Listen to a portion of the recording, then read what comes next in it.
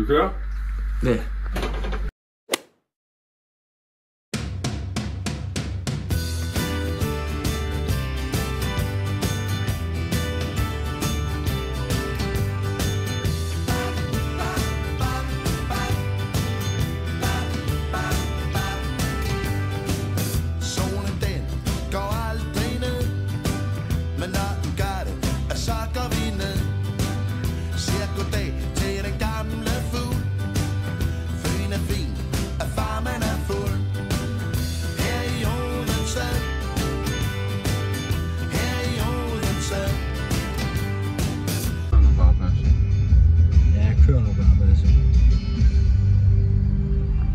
Vi skal til Odense i dag og se OB mod AGF. Første stop, McDonald's. Næste stop, Fredericia. Og så Odense. Og hvad sker der i Odense? Så skal vi hen i Norge. Det er nu, vi stopper Norge. Så skal vi til Fanmarsch. Kampstart kl. 20. Klokken er lige nu 11:15. Vi er i god tid. Taber vind med OB.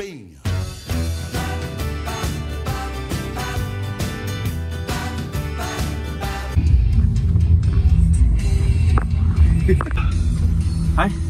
Hej. Er du klar, eller? Ja. Sådan. Men så kører det for helvede. Vi skal ikke holde her alt for længe. Lad os køre.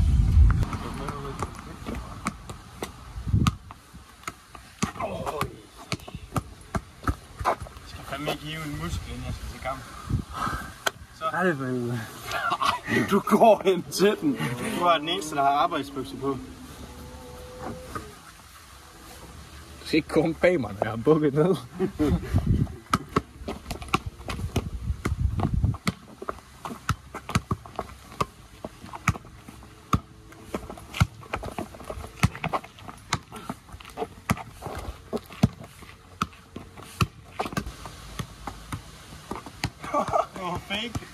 Fake rundt om jorden.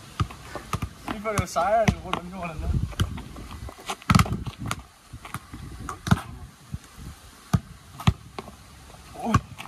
Jeg har lyst til at få til den. Ikke også?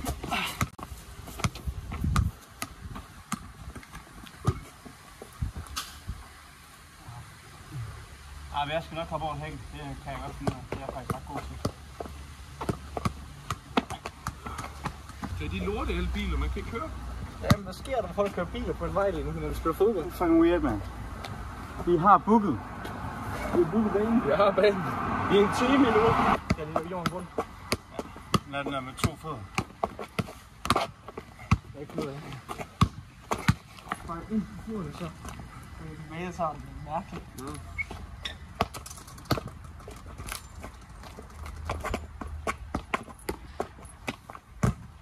Okay.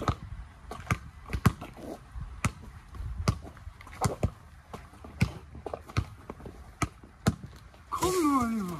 Jamen, jeg beklager, Kuka. Kan du ikke prøve at lege frugtkjær for en gang skyld? Det ved jo. Skal jeg lade folk her? Skifter han klub? Det er vel sådan en Nordland, tror jeg.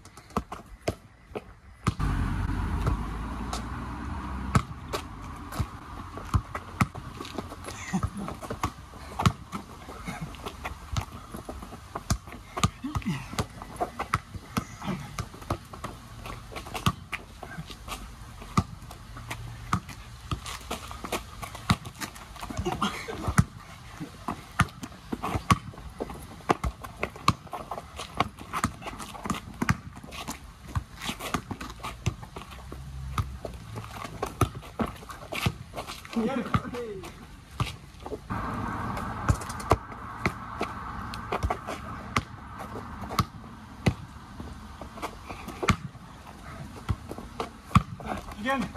Taxi!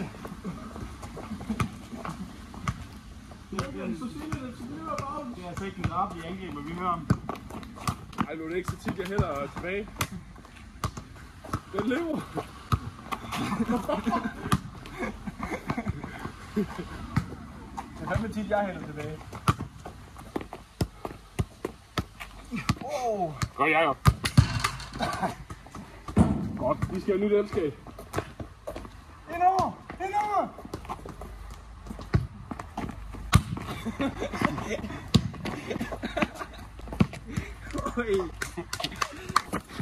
Tak for i dag. Så har jeg lige fået rhododendron. Det snakker om. Det er fandme fint. Close up. Jeg er på snuden.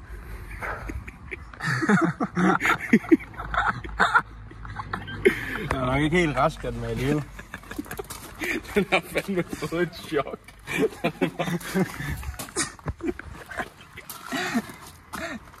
Skal lige stikke lidt sådan her. Ja. Prøv at se, den spiser. Det gik i panik, og så ej, det er til en kammerat. Samler han på det? Ja, meget. Og rhododendron for helvede. Fint arrangement. Rhododendron. Rhododendron. Så siger hun, Gud hjælp med til mig. Et stykke kæledyr. Nej. Nu siger du, skal lave en åben hjerte-indsats på et menneske. Ja. Hvor mange fylde drikker du så ikke? Rigtig mange. Du vurderer sådan stadigvæk at lave en Nej, fordi så tror jeg kommer til at tænke for meget over det. Så jeg tror virkelig, at jeg skal være blødere. Så ret meget nu, og jeg vil vinde om sådan 4-5 stykker. Så kan man stadig også godt manden skal til. Nej, jeg tror, jeg skal dobbelt op i hvert fald. En halv kasse. Det tror jeg. En halv kasse ind i en hjerteoperation. Ja, det tror jeg. Men ellers så, jeg kommer til at tænke på, jeg ved... Ja, nej, hvad skal jeg nu i? 12 øl nede, ja, fuck det. Det går sgu nok. Hvor mange øl skal du så have for at ligge til hjerteoperationer, jo? 100. Og det ved jeg ikke, hvornår dør man af øl? Tror jeg aldrig. Vi fyrer bare igennem.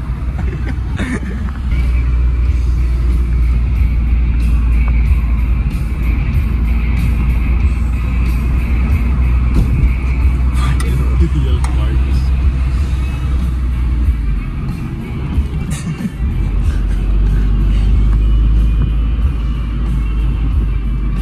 Det er mærkeligt at sige, det er så tomt. Ja. Der er jo nogen, der nødt skulle stjæle. Jamen, det er også mere, så tænker de, det er et kæledyr, det har det varmt, og så smadrer de roden, fordi de ikke kan se, at han er død. Jeg tror ikke, man vil gøre i Danmark. Så tror jeg bare, man lader den dø. Fordi man skal nødt blandt ind i andres business. Ja.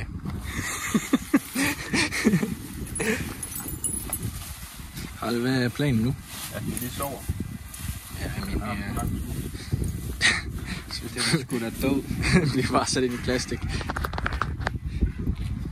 Få den bare en sæk over hovedet. Så jeg er sikker på, at den ikke trækker vejret.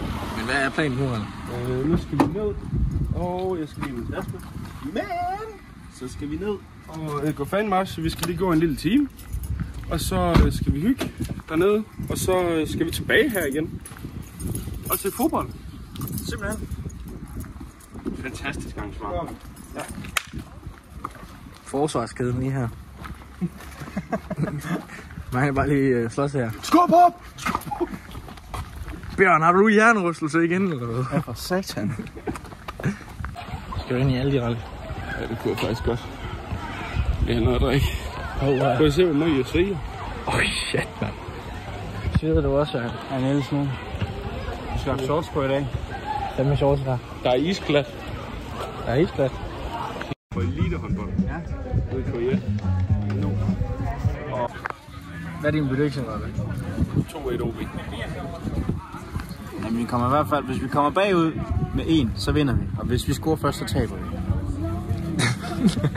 Hvor meget taber vi så? Så taber vi selvfølgelig bare med 1 i 80'erne. Men hvis vi kommer bagud, så vinder vi i 80'erne. 2-1, ligesom Ralle siger. Vinder 3-1. Ja, det er tænkt nok, vi siger 3-1. 4-0. 4-0. Jeg tror på det. Det er fandme lækkert. Hvad? Klasse. Er det klasse? Det er bare dejligt. Er det klasse? Det smager sgu en til.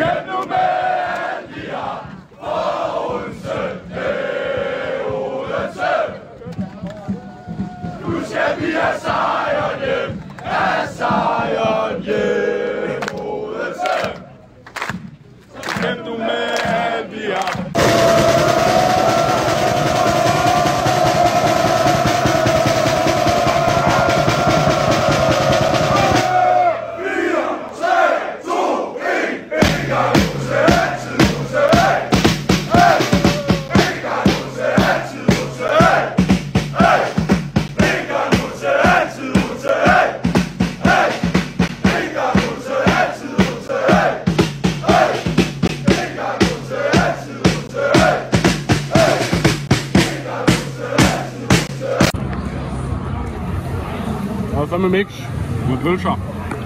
Hvordan?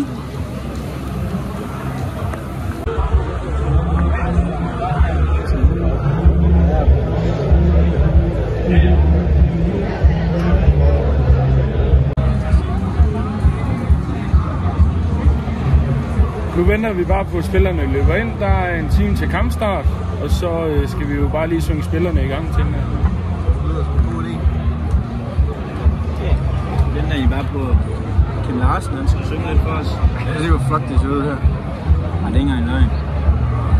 Og Silvan.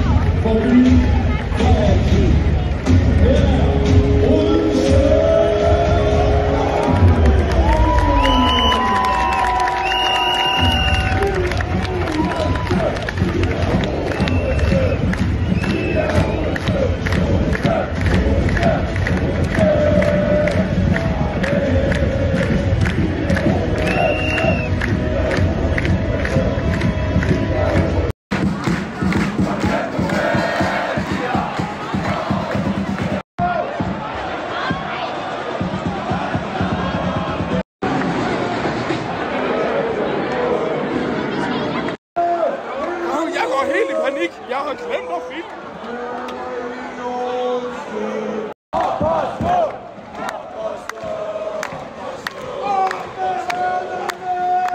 Filmer du mig?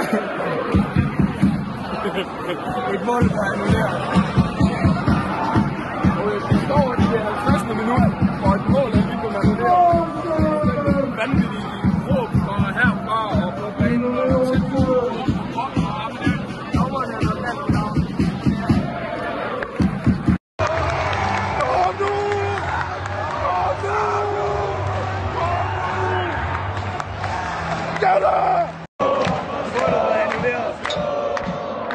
Så vi er lige kommet hjem efter En 1-1'er. en 1-1'er. 1 point. Altså, jeg vil sige, det var en ret god kamp.